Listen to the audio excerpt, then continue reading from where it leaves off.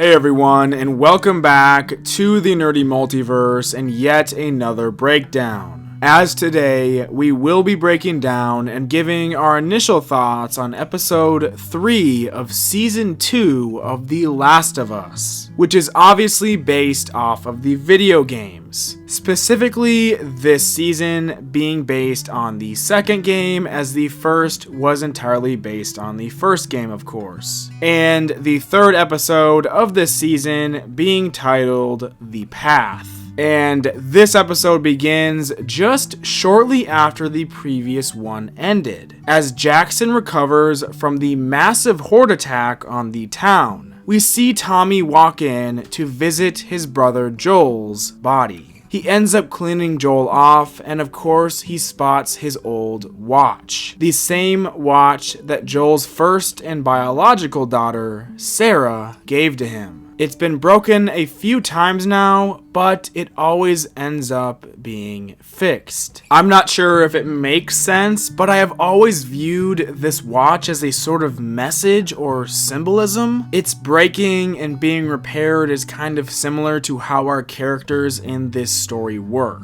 Something terrible may end up happening, but something else ends up coming out of it. Whether it's new relationships or more development and seeing that character change into who they truly are. Anyways though, we also see Ellie wake up in the hospital after everything that happened at the lodge. Of course, Manny kicked her pretty hard, likely breaking a rib or two and possibly causing even more damage. But when she wakes up, she continues to see that image of Joel being put down by Abby. After this, we actually get the intro to the show, which I usually never really touch on in my breakdowns, but there were some changes in this episode's intro because of the huge story changes that happened in the last episode. Now, Ellie's silhouette stands all alone, and Joel's is completely gone, because of course, he is gone. But this reminded me of when she said that she did not want to end up alone. Unfortunately, now she may feel that way. However, truthfully, she does still have people at her side, such as Tommy, Dina, and Jesse, even though none of them will ever compare to the bond that she had with Joel. We actually get a 3-month time jump right after the intro to the show is finished, as everyone is still working together and continuing to repair Jackson. Meanwhile, Ellie is finally finishing up her time in the hospital and has fully recovered. Before letting her go, however, they send in Gale to check on her mental health.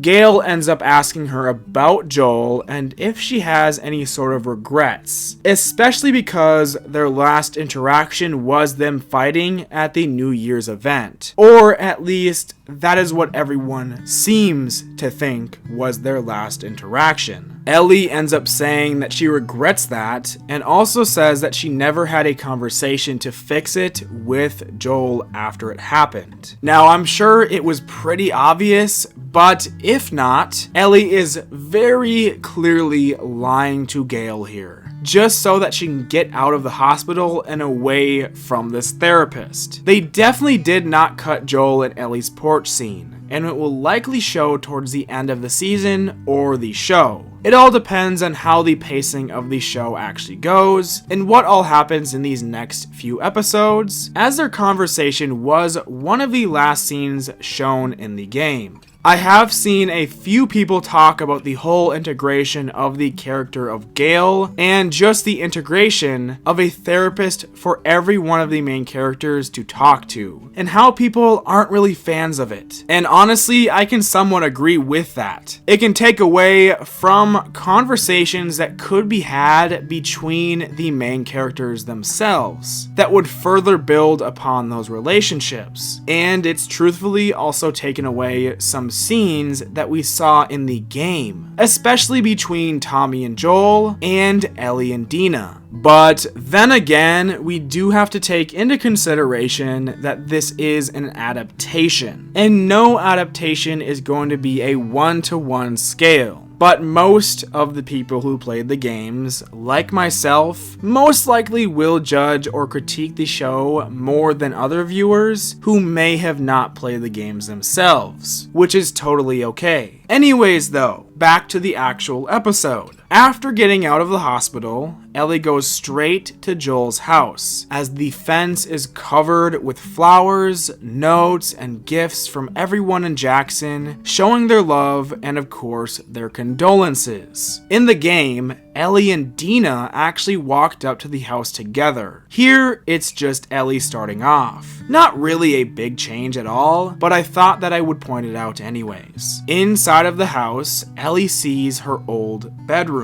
Of course, before moving into the garage, she used to live inside the house with Joel. She then ventures into Joel's room and finds a small red box with his watch in it, which is now repaired. Also in the box is Joel's old gun that she ends up taking and planning to use against Abby's group. Kind of symbolic, using the weapon of the man that they killed against them. And in a very emotional scene that feels so real, she walks into Joel's closet where he has all of his old jackets and she starts to hug one of them. An absolutely incredible performance by Bella Ramsey here, as is all of these emotional scenes that they put on. Dina shows up and calls Ellie downstairs to talk. She offers her cookies as a peace offering as she is about to reveal what she has been hiding these past 3 months. As she tells Ellie that she remembers everyone's name from back at the lodge and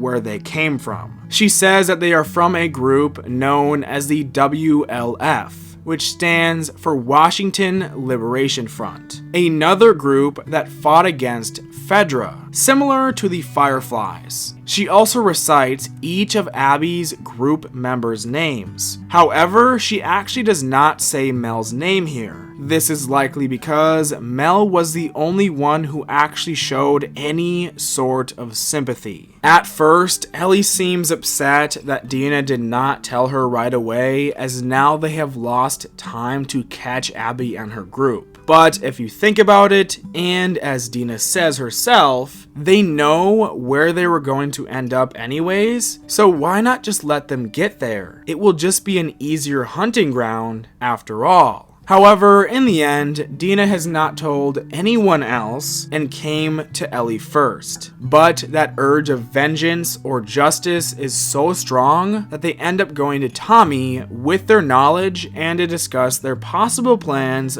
for Seattle. Tommy does not want Ellie to do anything reckless or stupid, but he does back her in taking justice, because Joel was his brother. He doesn't know about going on a rampage in Seattle though, especially if it's purely driven by revenge and anger, because it could lead to Ellie getting hurt. So he says that they need to put it to a vote at the next council meeting. I actually do like this moment between Ellie and Tommy. Joel may be gone, but in reality, Ellie still does have people who care for her, and she for sure still has another person who can serve as a mentor, even if it's not Joel. After this, we actually get a quick little scene of a brand new group being introduced. They make their way through a path in the woods until they use their whistling communication, just like they did in the game, to call out that they are being followed. It turns out that none other than the wolves are hunting them down, and their scene leaves off as everyone in the group scatters and hides in the forest. Now this group is known as the Seraphites. In the game, they primarily use bow and arrows and melee weapons only. They all also wear those same jackets that we see them wearing here. And of course, the main thing about them is their scars. They have these scars because of their religious sort of beliefs, as one of the members mentions the prophet that they worship. These scars are also a reminder to them of humans' inherent imperfections. Them being followed and hunted by the WLF or the wolves is another factor that was in the game. as the two groups were at conflict during the time that we went through the area of Seattle, regardless of the character that you were playing as at the time. We then cut back to Ellie as she does some boxing training with Jesse. Clearly, she is preparing for what is to come when she finally goes to Seattle. Now, here she mentions the entire Seattle stuff to Jesse and tries to get him to back her right here. But now that he is on the council himself, he is not allowed to discuss anything regarding meetings before they happen. But obviously, knowing that it is Ellie and knowing that Dina has her back, he will just end up backing them regardless. And that is where we head next, the council meeting, as they go person to person to hear their opinions on whether or not they should send a group to Seattle to bring justice and execute those that murdered Joel. We hear a plethora of different opinions. Some agree that justice should be served, but at the same time, it is not fair to the others who also lost someone during the attack on Jackson. Meanwhile, others think that no justice or revenge should be served, and instead, they should just show mercy. And the last person anyone would have expected, Seth, stands up and says that justice should be served. His last moments with Joel may have been of humiliation and hostility, but Joel was one of their best, and Abby's group came into their home and took him from them all, and they could come back. So why shouldn't they go out and make sure that they can't come back? Ellie, being the last person on the list, gets to give her opinion. She, of course, wrote down her thoughts and what she was going to say, as she often speaks before she thinks, and also because Jesse suggested that she write them down to seem less reckless and more thoughtful, so that the council has more of a chance to vote for her plan instead of against it. She says that she wants justice, but not just for herself or for Joel, but for everyone there. She even points out the fact that Maria used to be a prosecutor herself, and she should understand. So after Ellie is done giving her thoughts, the council goes into voting. Unfortunately though, they only get 3 votes for yes against 8 votes for no. So with those yes votes in mind, those 3 likely came from Tommy and Jesse and Maria, who was confirmed to have voted yes in the making of the episode bit. The votes don't matter in the end to Ellie because she was going to go out to Seattle regardless, and Tommy fears that very thing, as he brings that fear and his thoughts to Gale. Gale says that some people cannot be saved though. Anyways though, we cut back to Ellie as she packs every single firearm that you can think of as she prepares to sneak off to Seattle. But Dina shows up and actually brings her a plan to get there and supplies for them to go, as Dina plans on joining Ellie on this venture. The two get ready to sneak out at night, and the person who is giving them their supplies secretly is revealed to be Seth, the very person who was being a bigot towards them previously. But clearly he is trying to redeem himself. Anyways though, after getting their supplies and their horse, the two sneak off and begin their journey for justice, or revenge. Now, with that being said, with these two leaving to Seattle, a lot of people are assuming that Tommy just isn't going to Seattle himself. But that is sort of an aspect from the game that we were not entirely sure what was going to happen either. Not until we started finding little hints of him already being in Seattle when we were playing as Ellie. So Tommy has likely also began his journey to Seattle, at least hopefully. I do have a little concern with that, but I don't think that they can mess up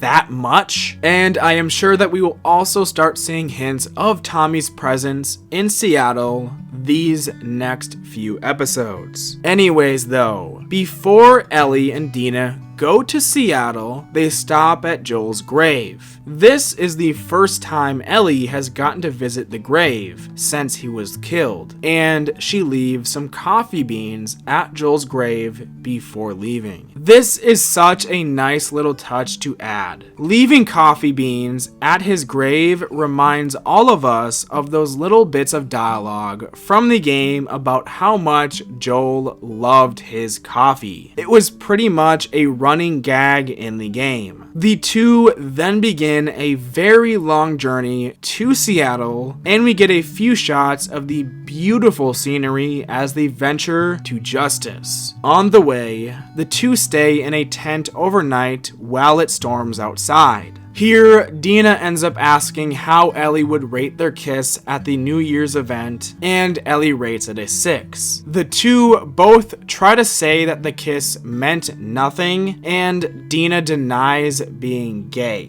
I am going to say the fact that we lost those scenes of those two at Eugene's gas station is a little bit disappointing, because that's really when the two figured out that they were in love. But now it seems that they are kind of dragging on that the two are in denial, or just afraid of confessing it. Like I said before, maybe they will add those scenes in a different manner later on, but I'm not entirely sure. The next time that we see these two is when they get onto the same exact path that we saw the Seraphites on earlier in the episode. But this time, the path is full of death, as Dina and Ellie find every one of these Seraphites we saw earlier killed, even the child, all gunned down, clearly by the Wolves, or the WLF, being the same military group that Abby is a part of. With that being said, them being this violent in Ellie's eyes, and honestly most of the viewers' eyes as well, unless of course you are on Team Abby, this makes Ellie's